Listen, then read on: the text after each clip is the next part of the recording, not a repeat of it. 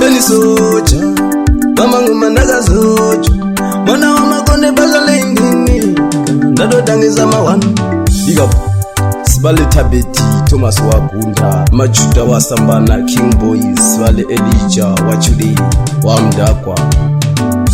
Daiwandi bamukana Ndakuoneza jiribana Zina naganyola bana Wajinza mwanazigana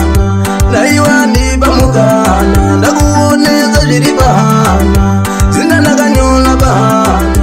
Wajinza mwanazigana Mutu waka wangrata Linna baby gamurata Mutu waka wangrata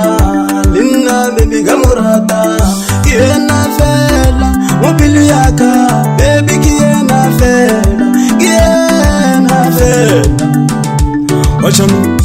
Daiwandi bamukana Ndakuoneza jiribana Zina naganyola bana Wajinza mwanazigana Daiwandi bamukana Ndakuoneza jiribana Zina naganyola bana Wajinza mwanazigana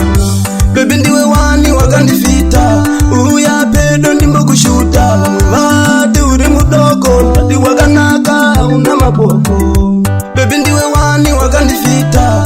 Uya pedo ndimbo kushuta Wati uri mudoko Tati wakanaka una mapoko Daiwandi bamukana Ndakuoneza jiribana Zina naganyola bana Wajinza mwanazigana Daiwandi bamukana Ndakuoneza jiribana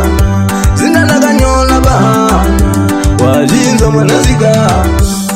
Mutu waka wangrata Linna baby gamurata Mutu waka wangrata Linna baby gamurata Kiena fela Mobili yaka Baby kiena fela Kiena fela Wachami Daiwandi bamukana Ndakuoneza jiribana Zina naganyola bana Wajinza mwanazigana Daiwandi bamukana Ndakuoneza jiribana Zina naganyola bana Wajinza mwanazigana Ziva kutirunu harina kuchipa iwe Harina kuchipa Uzayaya wanokuya kunyepa Wachuni Ziva kutirunu harina kuchipa iwe Harina kuchipa Uzayaya wanokuya kunyepa Wachuni Daiwandi bamukana Ndakuoneza jiribana Zina naganyola bana Wajinza mwanazigana Daiwandi bamukana Ndakuoneza jiribana Zina naganyola bana Wajinza mwanazigana